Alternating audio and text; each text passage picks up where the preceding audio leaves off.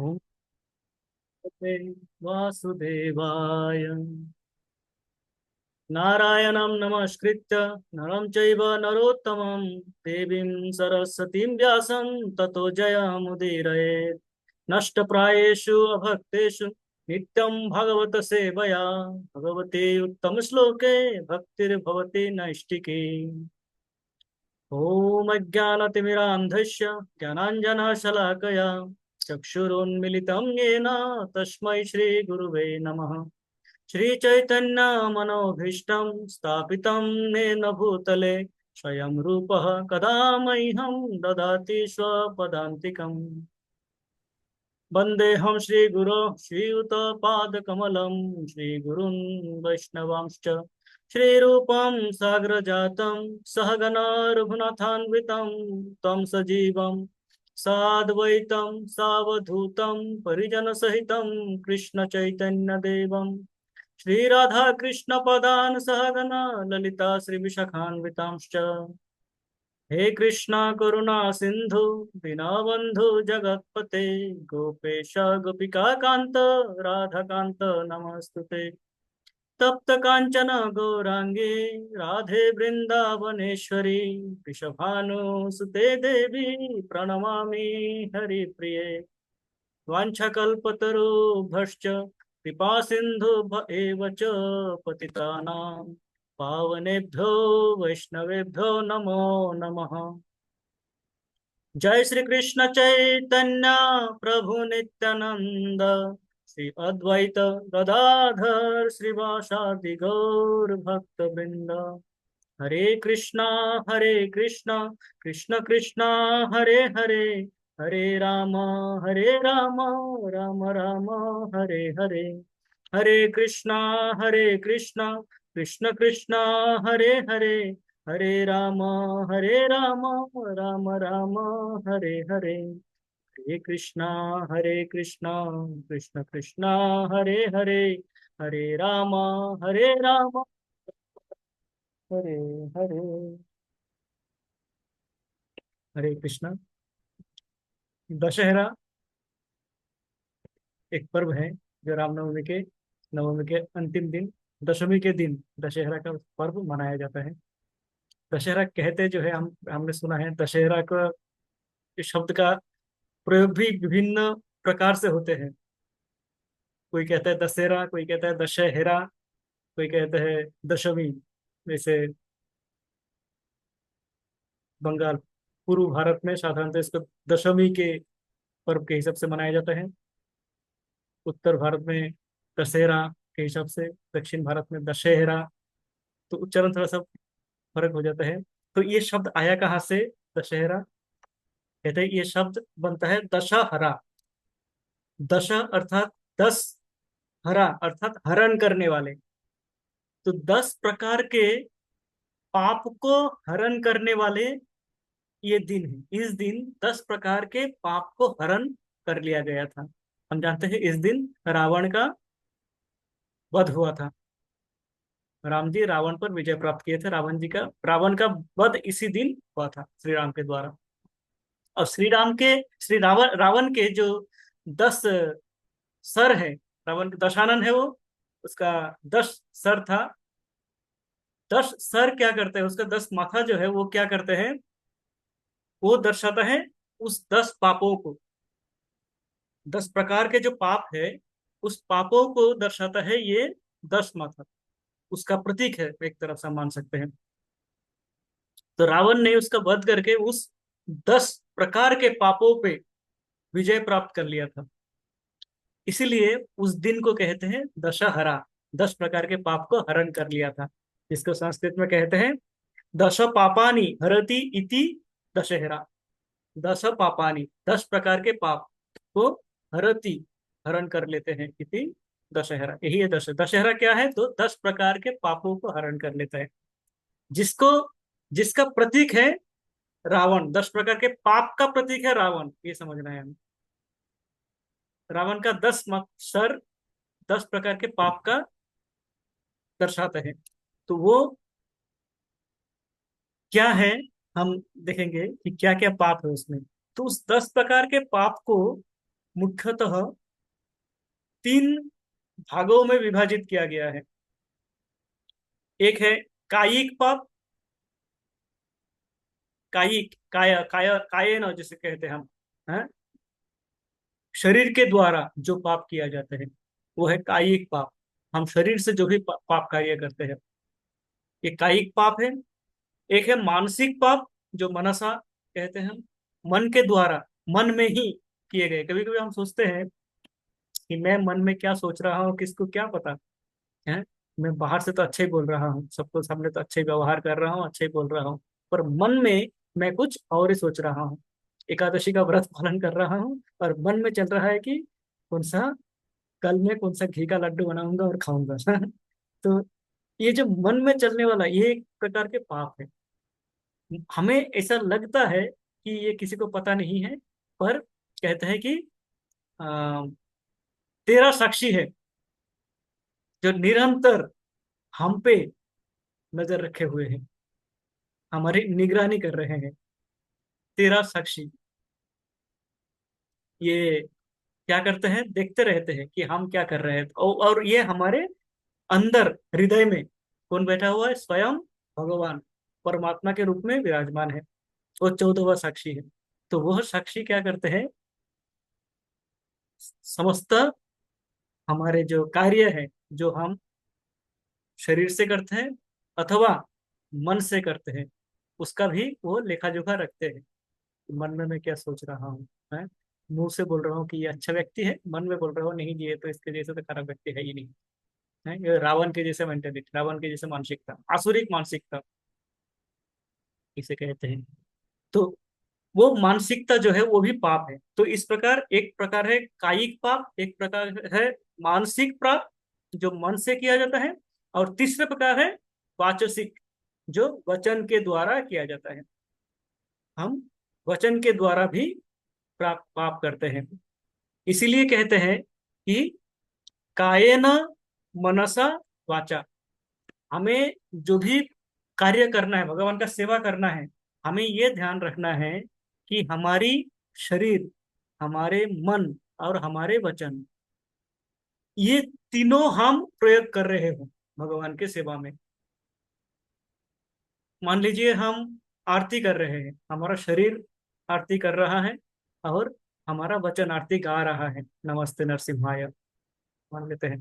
तो हमारा वचन और हमारा शरीर दोनों कार्य कर रहा है, पर मन यदि उस समय कहीं और चला गया, किसी ऐसे कार्यों में चला गया जो नहीं करना चाहिए, है, तो क्या हुआ, वो भक्ति नहीं हुई। तो कायेन मनसा वाचा जब तक हम प्रयोग नहीं करते हैं तो भक्ति नहीं होते हैं। तो भक्ति में इसलिए तीनों अंगों का प्रयोजन है। और इनके द्वारा हम, यदि हम इसको प्रयोग नहीं करते हैं भक्ति में, तो इनके द्वारा हम क्या करते हैं, पाप कार्य करते हैं। जब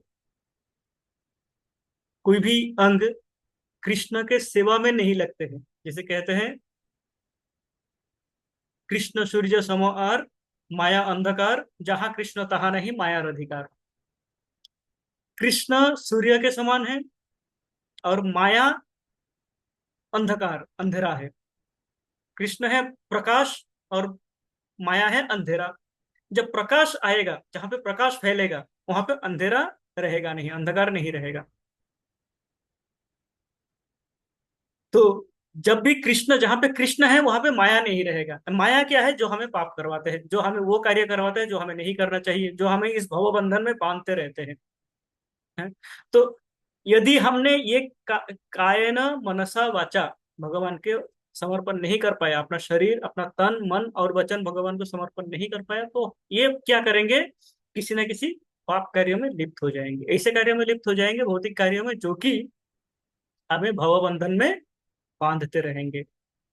तो ये तीनों के प्रति ध्यान रखना आवश्यक होता है। और इसके द्वारा हम क्या क्या पाप कर सकते हैं, कायन पाप जैसे बताया, हाँ? कायिक पाप, शरीर के द्वारा क्या क्या पाप करते हैं, जिसको कहते हैं उसके फर्दर तीन प्रकार के पाप होते हैं शरीर के द्वारा, हाँ? इसका संस्कृत में कहते हैं अदत्तोपदान, अदत्त उपादान। इसको हम समझ सकते हैं इस प्रकार कि जो अदत्त, जो दिया गया नहीं है, उसका व्य- व्यवहार करना। अर्थात जो मेरे नहीं है, जो मुझे दिया गया नहीं है, उसको मैं यदि अपने प्रयोग में लाऊं, सीधी जो सुंदर भाषा में कहते हैं चोरी करके लाऊं, मेरा नहीं है मैं किसी और को उठा के ले आया, ये चोरी हुई। तो ये अदत्तोपदान। शरीर के द्वारा हम क्या कर सकते हैं, दूसरे के वस्तुओं को उठा के लेके आ सकते हैं, बलपूर्वक अथवा चोरी करके। है, तो वो हो गया अदत्तोपदान। ये शरीर के द्वारा पाप होता है। रावण ने क्या किया था, सीता मैया को उठा के लेके चले गए हैं। तो वैसे रावण तो दसों पाप किए हैं, उसका उदाहरण सभी में दे सकते हैं हम। तो ये जो उठा के लेके चले गए, जिनका नहीं है, हैं, उनका उठा के अगर यदि लेके चले गए, तो वो हो गया एक प्रकार का पाप, कायिक पाप, जिसे कहते हैं अदत्तोपदान। तो हम कभी कभी सोचते हैं कि हम तो साधारण तो चोरी करते नहीं हैं,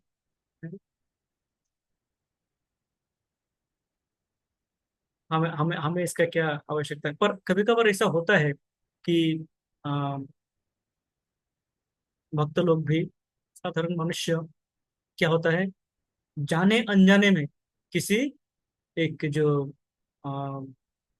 चीटिंग प्रोपेंसिटी है, किसी को धोखा देने की प्रवृत्ति, जिसे हम जो हमारी एक कमजोरी है, चीटिंग प्रोपेंसिटी, धोखा देने की प्रवृत्ति, वो प्रवृत्ति रहते हैं हमारे में। तो हम कभी कभी जाने अनजाने में दे देते हैं धोखा। तो ये जो चीटिंग है, ये भी एक प्रकार का अदत्तोपदान है। किसी को चीट करना, किसी को धोखा देना, अर्थात ये भी एक प्रकार का कायिक पाप है। दूसरा कायिक पाप का प्रकार बताते हैं अविधानत हिंसा। अविधानत हिंसा, हिंसा करना जो कि जिसका विधान नहीं है, अविधानत, जिसका कोई विधान नहीं दिया गया है शास्त्रों में। अब प्रश्न आएगा कि शास्त्रों के द्वारा हिंसा का विधान दिया गया है क्या। हाँ, शास्त्रों के द्वारा हिंसा का विधान दिया गया है। जहाँ पे जैसे भगवान अर्जुन को बता रहे थे कि तुम युद्ध करो, शत्रुओं को मारो, तो देखा जाए तो ये एक प्रकार का हिंसा है। पर वो विधान, तो भगवान ने बताया कि ये पापियों को संहार करना है, मैं सबको संहार कर चुका हूं, तुम निमित्त बनो, निमित्त बन के तुम उसका गौरव अर्जन करो। तो वो जो हिंसा है, ये विधानत, विधि सम्मत, कानूनन है। इसके बाद हम जानते हैं, उदाहरण देते हैं प्रभुपाद, जैसे एक जज है, कोर्ट का जज है, जज ने एक दोषी को फांसी का सजा देते हैं। दोषी को यदि वो फांसी का सजा दे दे, तो वो एक प्रकार की हिंसा हुआ, हत्या हुई, एक प्राण का हत्या किया उसने।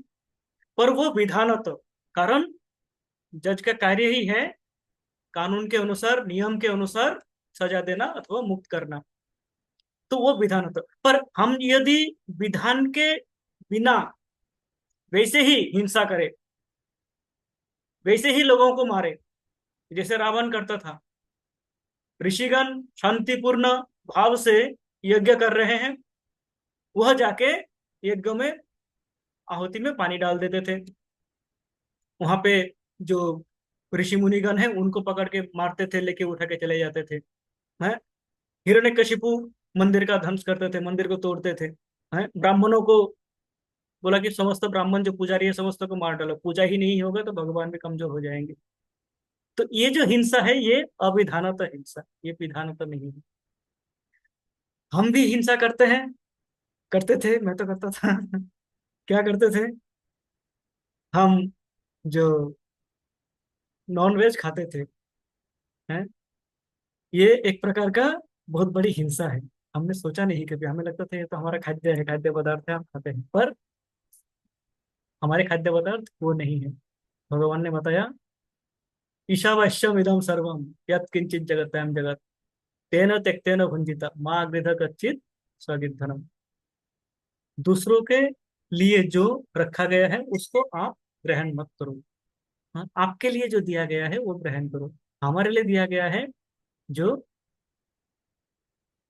वेजिटेबल्स, दूध, मक्खन इत्यादि दिया गया है मनुष्यों के लिए, ये मनुष्य का आहार है? पर हम क्या करते थे, बेचारे बकरी, बेचारे जो बाकी जानवर हैं, उनका हम हत्या करते थे। तो हमने कभी सोचा नहीं, हम उसको निर्मम हत्या करते थे। कभी सोचता हूँ तो हमारी आनंद किसमें थी कि आज एक जानवर को काटा जाएगा, है, उसको काट के उसको हम भक्षण करेंगे, वो हमारी आनंद थी। तो कितनी आसुरिक प्रवृत्ति थी ये। यदि हम देखें, हम बोलेंगे कि हिरण्यकशिपु राक्षस है और रावण राक्षस है, तो उस विचार से यदि देखा जाए तो मैं भी एक बहुत बड़ा राक्षस था। कारण मेरी आनंद उसमें थी, एक प्राण की हत्या में मेरी आनंद थी, एक प्राणी की हत्या में मुझे आनंद मिलता था। मुझे लगता था कि मैं कुछ कर रहा किया हूं अपने लिए, हैं, आज मजे करेंगे। तो ये जो प्रवृत्ति थी, ये आसुरिक प्रवृत्ति है। तो ये है अविधानत हिंसा। मैंने हिंसा किया जिसका कोई विधान नहीं है, मैंने एक प्राणी को, निरपराध प्राणी को मारा, जो कि मेरी आवश्यकता नहीं है। शेर के लिए ये विधानत है। शेर का आहार भगवान ने, ईशावास्यम इदम सर्वम यत्किंचित जगत्यम जगत तेने त्यक्तेन भुंजिता, भगवान ने निर्धारित किया हुआ है शेर के लिए कि तुम बकरे को मारोगे या दूसरे जानवर को मारोगे, मार के खाओगे, ये तुम्हारा भोज्य पदार्थ है। उसके लिए हिंसा विधानतः है, तो उसके लिए इसका पाप नहीं लगेगा। पर मेरे लिए ये विधानतः हिंसा नहीं है। मैं अविधानतः नियम विरुद्ध हिंसा कर रहा था, मेरे जिह्वा को संतुष्ट करने के लिए, मेरे लालसा को संतुष्ट करने के लिए, मेरे लालच को मैं कंट्रोल नहीं कर पाया, तो मैं वो हिंसा करता था। ये है अविधानतः हिंसा। इस प्रकार के और कई सारे हैं। किसी को इसी, मैं क्योंकि मैं शक्तिशाली हूँ, मैं पावरफुल हूँ, तो मैं किसी को, कमजोर को डरा धमका के रखता हूँ, है, ये अविधानतः हिंसा। तो इस प्रकार के कई और उदाहरण हम हमारे व्यक्तिगत जीवन में देख सकते हैं, जो हम साधारणतः कभी जानबूझ के कभी अनजाने में कर लेते हैं। हमें पता नहीं होता है कि हम हिंसा कर रहे हैं? पर हमें ये जो हिंसा है, ये भी एक प्रकार का हिंसा है, कायिक हिंसा अविधानतः करते हैं हम। कहते हैं कि एक मक्खी, मान लीजिए एक मक्खी घूम रहे, आसपास घूम रहे, ठीक है, मुझे मुझे कुछ परेशान नहीं किया उसने, पर मैं उसको मार देता हूँ, उसका पीछा करके मार देता हूँ, हैं? तो ये भी अविधानत हिंसा है। छोटे से छोटा एग्जांपल, एक मच्छर मेरे मुझे काट रहा है, मैं उसको मार रहा हूँ, अब मच्छर से मेरा डेंगू हो सकता है, भय है, ठीक है, भगवान ने बताया तुम अपना सुरक्षा करोगे, तो ये आत्मरक्षा है। अब एक मक्खी जो घूम रहा है इधर उधर, जो ना मुझे मेरे शरीर पे बैठ रहा है ना मेरे पास पास है, तो मैं जाके उसको जाके फ्लाई कैचर पकड़ के जाके मार रहा हूँ।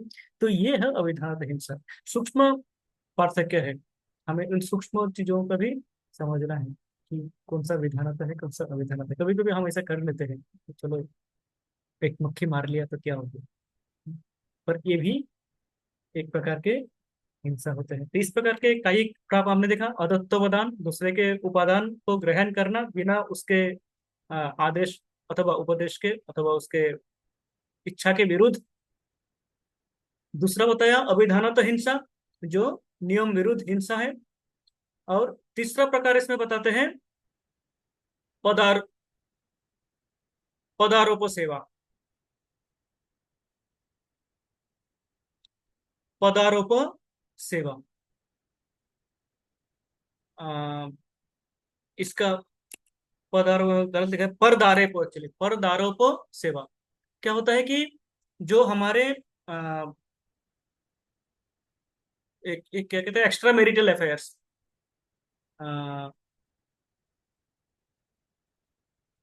विवाह के संबंध के बिना संबंध स्थापन करना है। जैसे विवाह से पूर्व एक स्त्री पुरुष मिलते हैं, या विवाह के बाद भी अपने पति या पत्नी को छोड़ के किसी और से मिलते हैं, यह भी कायिक पाप है। अर्थात मैं, यदि मैं विवाहित हूं, तो मुझे अ, अन्य सभी नारी उसको कहते हैं मातृवत परदारेशु। मातृवत परदारेशु, परदार, दार अर्थात पत्नी। दूसरों के पत्नी को मैं अपने माँ के समान देखूं, माँ के समान देखना है मुझे।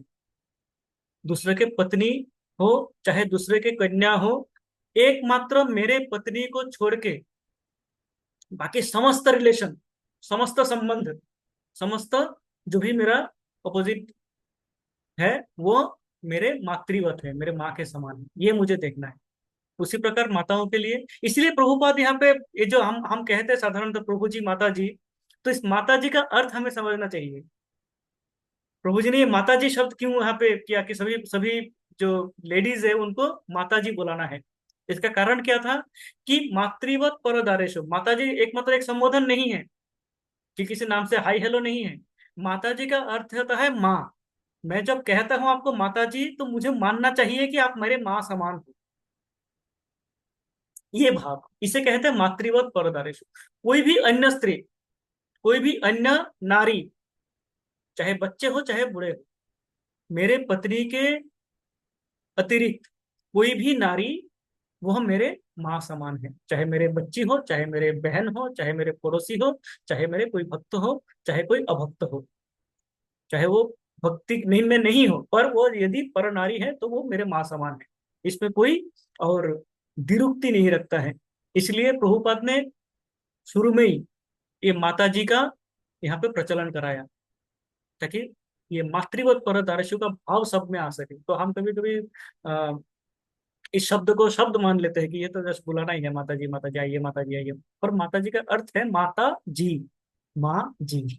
ये हमें समझना अत्यंत आवश्यक है। इसी प्रकार प्रभु, प्रभु अर्थात कौन होता है? प्रभु अर्थात, जैसे हम प्रभुपाद को प्रभुपाद कहते हैं, अर्थात प्रभु, समस्त जो प्रभु कहते हैं, तो हमें मानना चाहिए कि ये व्यक्ति, हो सकता है वो मेरे से उम्र में कम हो, ज्ञान में कम हो, बुद्धि में कम हो, दौलत में कम हो, धन दौलत में कम हो, ऐश्वर्य में कम हो, पर ये भगवान के भक्त हैं, इनको हम प्रभु बताएंगे। प्रभु का अर्थात है मैंने उनको मेरे से ऊपर स्थान दिया है। भले ही वो स्थान वो डिजर्व करते हो चाहे ना, मैंने उनको स्थान दिया है और मुझे मानना है कि मैंने वो स्थान उनको दिया है। मुझे उसी प्रकार एक मात्र दिखावा नहीं करना है। मुझे उसी प्रकार उनको प्रभु प्रभु यदि मैं कहता हूँ तो प्रभु जैसा ही सम्मान उनको देना चाहिए। नहीं देता हूं तो वो भी एक क्या होता है, कायिक पाप है। तो ये जो कहते हैं कि साधारणतः हम इसको एक्स्ट्रा मैरिटल एफआईआर को समझ सकते हैं कि ये कायिक पाप है। तो तीन प्रकार के पाप, कायिक पाप होते हैं: अदत्तवदान, अविधानत हिंसा, और परदारो उपसेवा, परदारो उपसेवा, दूसरों के पत्नी का अपना समझना, ये है। तो इस तीन प्रकार के पाप होते हैं कायिक पाप। फिर आता है मानसिक पाप। मानसिक पाप में पुनः तीन प्रकार के हैं, जिसमें कहते हैं परद्रव्य अभिधान। प्रथम आता है उसमें परद्रव्य अभिधान, दूसरों के द्रव्य अर्थात दूसरों के वस्तुएं, चीजें हैं, उसको अपना समझना, अपना अ, जैसे इसको कैसे समझ सकते हैं, दूसरों के, मान लीजिए मेरे पड़ोसी है, मेरे पास एक, मान लीजिए मेरे पास एक छोटी गाड़ी है? मेरे पड़ोसी एक बड़ी गाड़ी खरीद ली है? तो मैं मन ही मन क्या हो रहा है, अरे ये गाड़ी तो मुझे चाहिए, उसने ये गाड़ी खरीद ली, मेरी तो छोटी है, उनकी जैसे गाड़ी मुझे चाहिए, बड़ी गाड़ी चाहिए मुझे है, ये छोटी में मुझे अच्छा नहीं लग रहा। मन ही मन मैं क्या कर रहा हूँ, उसके गाड़ी को जैसे खरीदना ही है मुझे, इसी यही गाड़ी मुझे चाहिए, ये मेरा ही है, मेरे लिए ही होना चाहिए।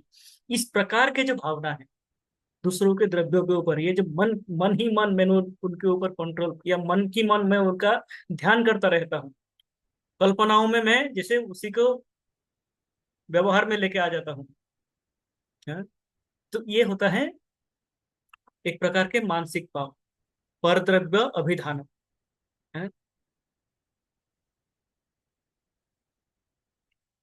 दूसरों के द्रव्य को चिंतन करते रहना, सोचते रहना कि ये मुझे पाना है, इसको मुझे अधिकार करना है। जी माता जी, चारों रुपये माता जी। प्रभु जी इसको जेलसी नहीं कहेंगे? जेलसी कह सकते हैं, कह सकते हैं जेलसी। जेलसी का अर्थ एक प्रकार से हो जाता है, हाँ ये भी जेलसी कह सकते हैं, ईर्ष्या, ईर्ष्या टाइप का हो जाता है। इसमें क्या है कि मुझे इसके साथ में, जेलस के साथ में मुझे क्या है, मेरा एक इच्छा है कि मैं उस द्रव्य को अपना बनाऊं, है, इस द्रव्य को मैं अपना ही बना लूं। ये है परद्रव्य अभिधान। अर्थात मेरे ध्यान में, ज्ञान में वो द्रव्य चाहिए मुझे, मेरे से ज्यादा हो गया। एक तो जेलसी हो गया, जेलसी भी ठीक है। अब मैं जेलस हो गया कि उसका हो गया, मेरा नहीं हुआ, एक भाव है, पर मुझे वो चाहिए, है। ये हो गया आपका परद्रव्य अभिधान। ये मेरे, इसकी मेरा, उसके पास iPhone 16 है, मेरे पास 10 है, नहीं चलेगा, मुझे भी 16 चाहिए। ये जो 16 पे ध्यान लगा दिया मैंने, है, ये है अभिधान, परद्रव्य अभिधान। मैं उसको कुछ कर नहीं रहा हूँ, ना ही मैं उससे छीन रहा हूँ, ना ही उसको डांट रहा हूँ, ना ही गाली दे रहा हूँ, कुछ नहीं कर रहा हूँ, पर मन मेरा क्या हो रहा है कि वो द्रव्य चाहिए, इस भाव में आ गया। ये है मानसिक पाप एक प्रकार के, जिसे कहते हैं परद्रव्य अभिधान। दूसरा प्रकार आता है मनसा निष्ठ चिंतनम। मनसा अनिष्ठ चिंतनम, मन में किसी और के अनिष्ठ चिंतन करना। इसका प्रमोशन आ गया, अच्छा, नहीं आना चाहिए था, हे भगवान इसको डिमोशन कराओ। इसका नौकरी छूटनी चाहिए चाहिए, है। अनिष्ट चिंतन, दूसरे का अनिष्ट चिंतन करना, ये भक्ति में आगे बढ़ गया मेरे से, मैं पीछे रह गया, अरे भगवान उनके एक्सेप्ट मत करो, उनको नीचे उतारो, है। ये भी अनिष्ट चिंतन। इन्होंने 4 मंजिला बिल्डिंग बना दी, मेरा झोपड़ी है, इनके बिल्डिंग गिराओ, है, भगवान से मन ही मन चाह रहा है कि इसका बिल्डिंग गिर जाए, है। तो ये है अनिष्ट चिंतन, मन ही मन कर नहीं रहा है, कुछ किसी को बता भी नहीं रहे, मन ही मन चल रहा है, पर ये मानसिक पाप है। और इस पाप का गुरुत्व तो उतना ही है जितना एक्चुअली करना। मन ही मन में किसी का खून कर देता हूँ, कत्ल कर देता हूँ, है, तो भी पाप है। पाप के दृष्टि से, न्याय के दृष्टि से उसमें कुछ, कोई कुछ कर नहीं सकता, कोर्ट में प्रूव नहीं होगा, मेरा कुछ नहीं होगा। पर पाप के दृष्टि से खून करना, और खून मन ही मन ध्यान करते रहने कि इसको खून कर रहा हूं मैं, ये दोनों बराबर है। इसलिए यदि हम मन से किसी का अनिष्ट चिंतन करें, उसका मृत्यु हो जाए, उसका ये खराब हो जाए, इसके नष्ट हो जाए, है, तो नष्ट करने के बराबर माना जाता है।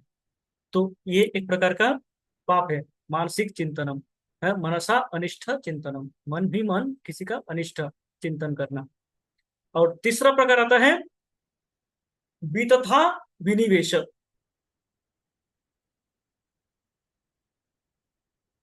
वितथा विनिवेश, विनिवेश करना मतलब स्वयं को इन्वेस्ट करना, वितथा अननेसेसरी, जिसका कोई प्रयोजन नहीं है, उस प्रकार के भावनाओं में, भौतिक जगत के उस प्रकार के भावनाओं में मैं क्या करता हूं, अपने मन को निवेश करता हूँ, मनोनिवेश करता हूँ।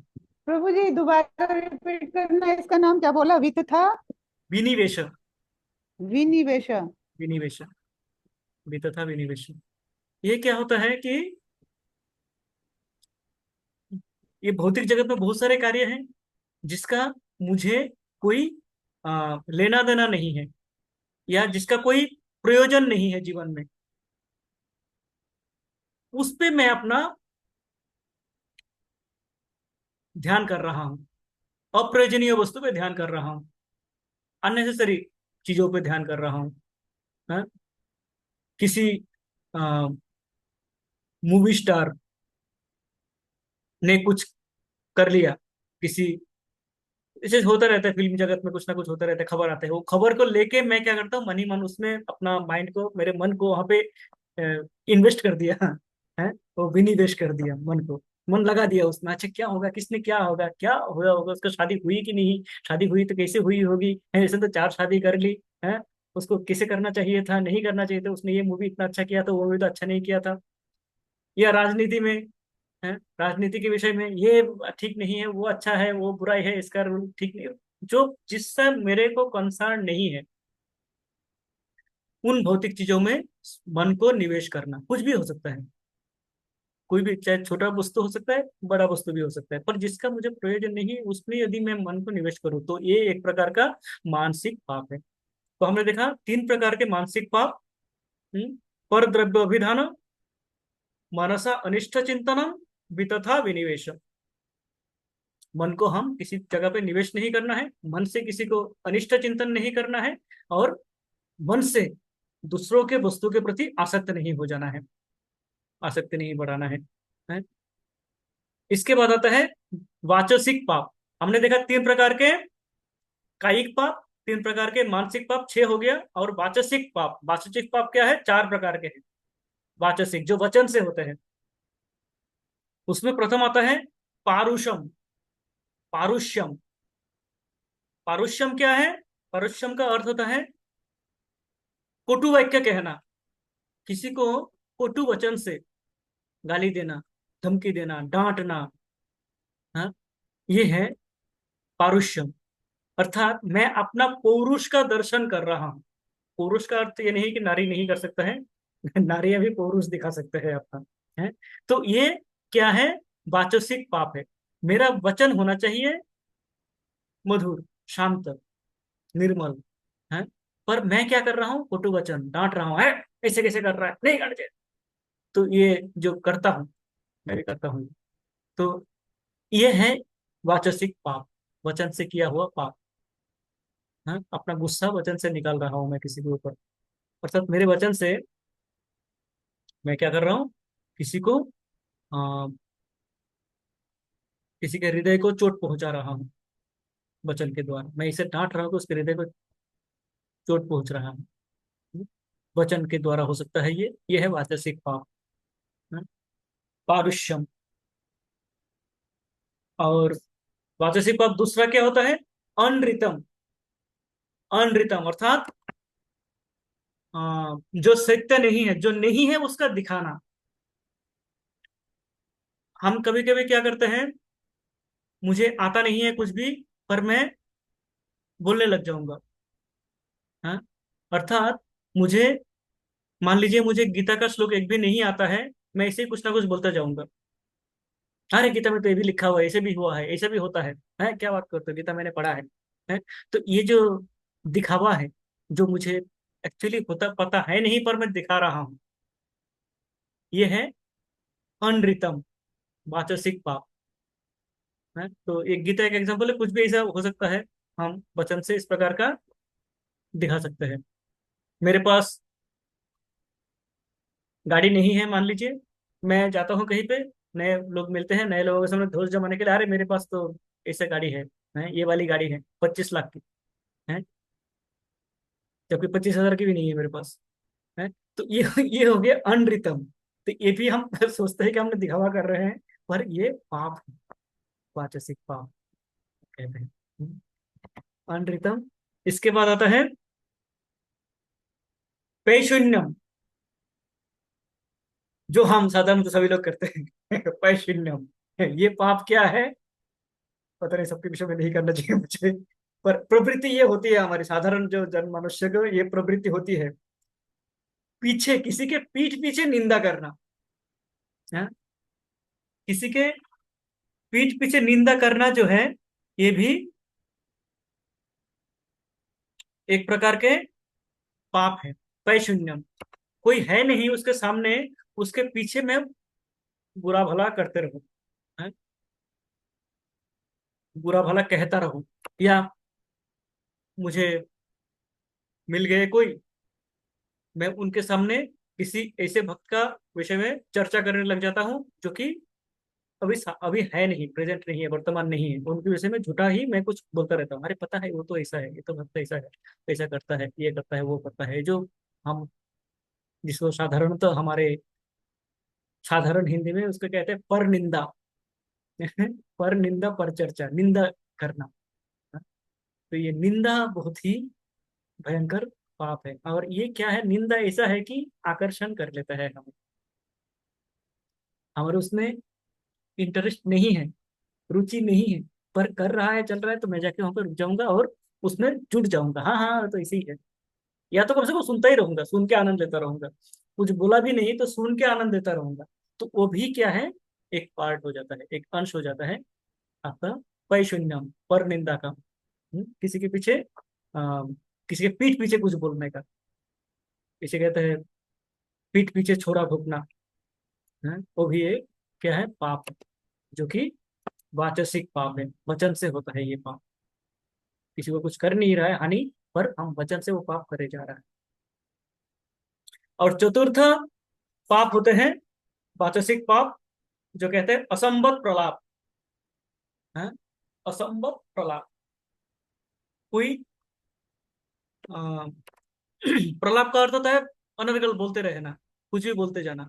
तो जिसमें कोई संयत नहीं है, जिसमें कोई कंट्रोल नहीं, ये है असंबद्ध, अनकंट्रोल, बोले ही जा रहा है। हाँ, प्रलाप बके ही जा रहा है, कुछ ना कुछ बोले ही जा रहा है, चाहे उसका कोई अर्थ हो चाहे ना हो। हमारे राहुल गांधी उसका एग्जाम्पल है। बोलते ही रहते हैं, कुछ ना कुछ बोलते ही रहते हैं, दुनिया हंसते रहते हैं, वो बोलते रहते हैं। तो ये है अनर्गल, बोलते रहना अनर्थक विषयों पे, जिससे किसी का कोई लाभ नहीं होनी है। जिसमें किसी का कोई ना वो भगवान से संबंधित है, ना वो भक्त से संबंधित है, ना ही हमारे जीवन शैली से किसी कार्यों में आने वाली कथा है, उस प्रकार के जब हम प्रजल्प करते हैं। तो ये प्रजल्प क्या है, पाप है, जिसका नेक्टर ऑफ इंस्ट्रक्शन में भी बताते हैं, प्रजल्प नियम आग्रह, हमें जो नहीं करना है। प्रजल्प अर्थात बेकार की बातें करते रहना। प्रभुपाद उसका उदाहरण देते हैं, मेंढक होते हैं,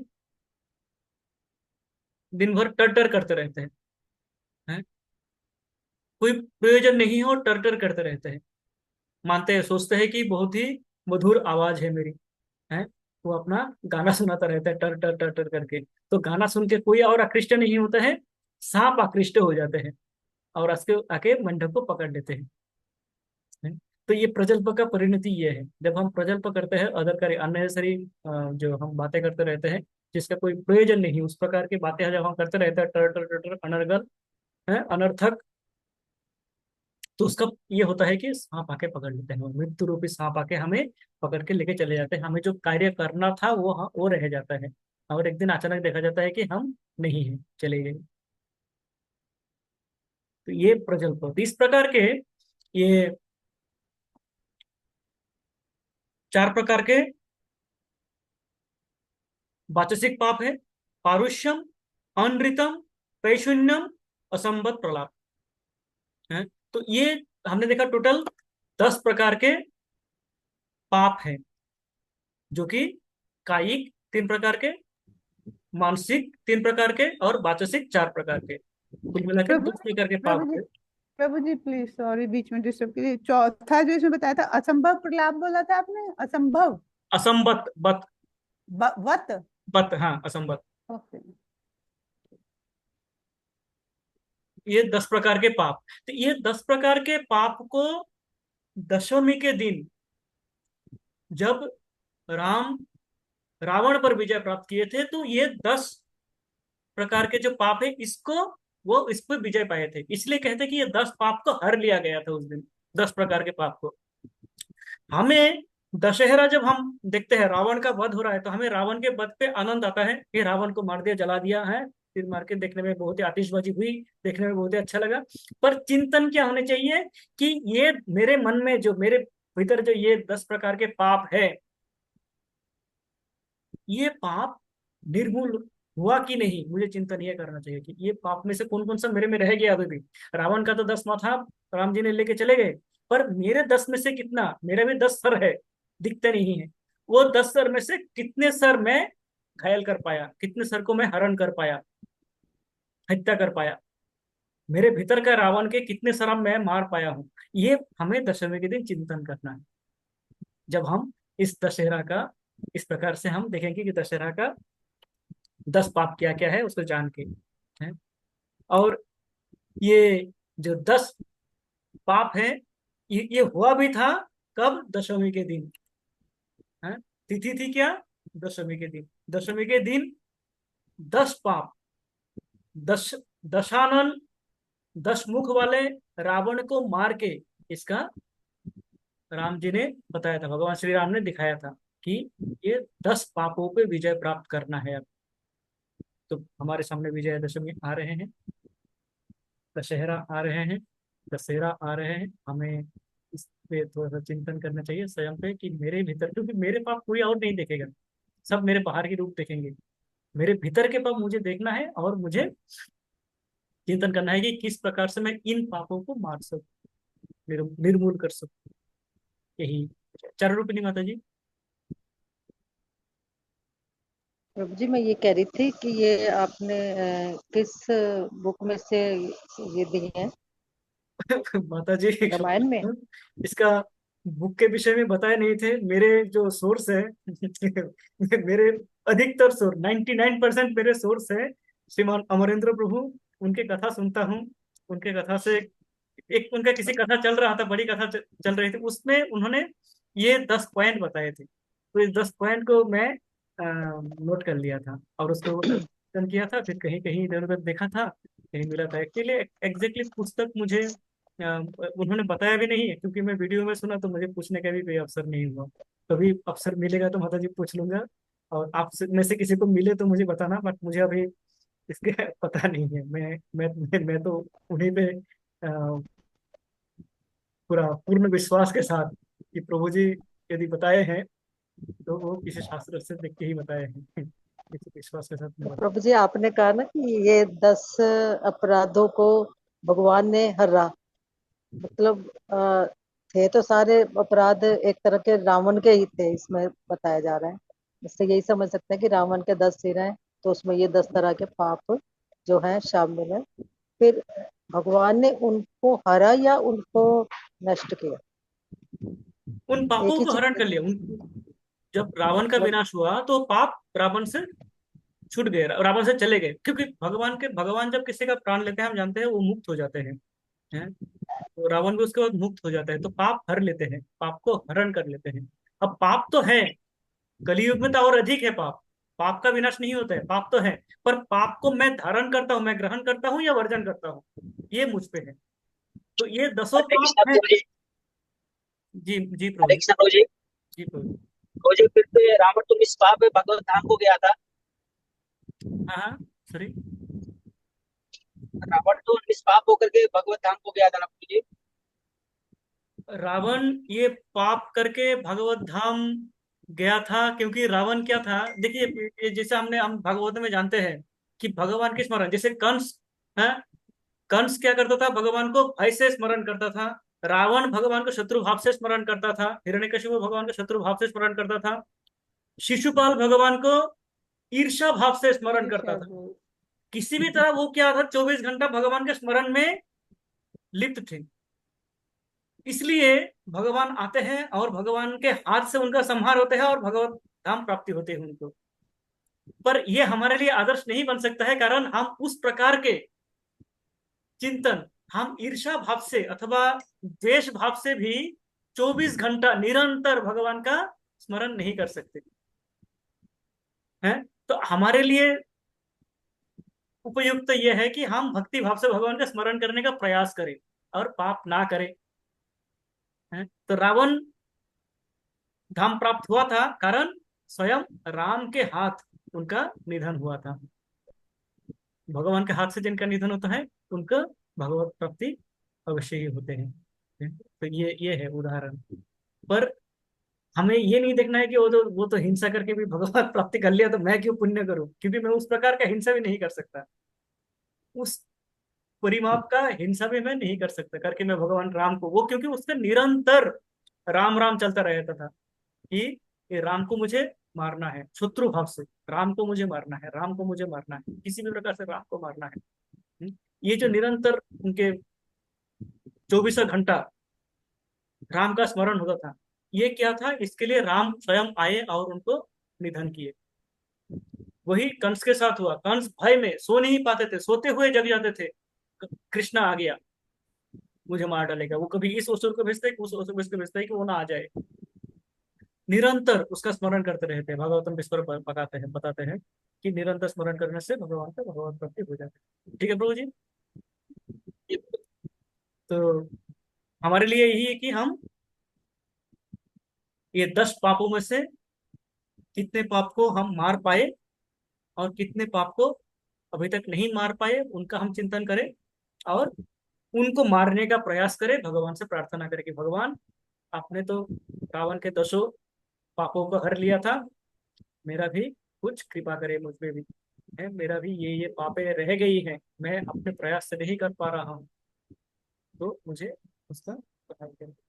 ये है हमारी दशमी की तात्पर्य। जी जी, लक्ष्मी माता जी। हरे कृष्ण प्रभु जी, दंडवत प्रणाम।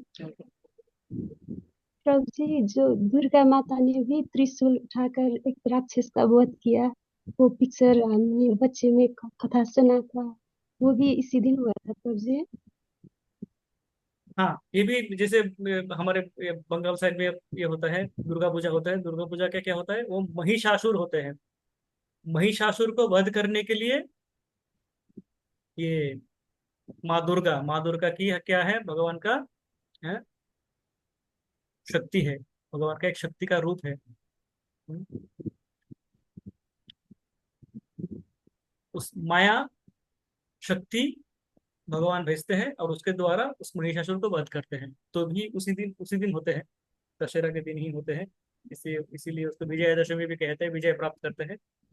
ये साधारण तो कुछ कुछ स्थानों पे मनाया जाता है। जो शक्ति का उपासक है वो उसको मानते हैं। जो वैष्णव है, भगवान के उपासक हैं, वो मानते हैं कि ये दशमी हमारे लिए इसलिए महत्वपूर्ण है क्योंकि उस दिन दशानन का वध हुआ था। राम जी ने रावण पे विजय प्राप्त किया था। हमारे लिए इसलिए महत्वपूर्ण है। शक्ति के उपासक जो है, माया के उपासक है, मायावादी है, उनके लिए वह दुर्गा जी का वो सत्य है घटना। वो भी घटना सत्य है, वो भी शास्त्रों में है। पर वो हमें उनका ध्यान नहीं करना है, हमें राम का ध्यान करना है। ठीक है माता जी। थैंक यू प्रभु जी। हरे कृष्ण। तो आज समय भी हो गया है, इसी के साथ यहीं पे हम समाप्त करते हैं। वांछा कल्पतरुभ्यश्च कृपा सिंधुभ्य एव च पतितानां पावनेभ्यो वैष्णवेभ्यो श्रील प्रभुपाद हरे कृष्णा। तो श्रवणंदे हरि हरि बोल। हरे कृष्ण।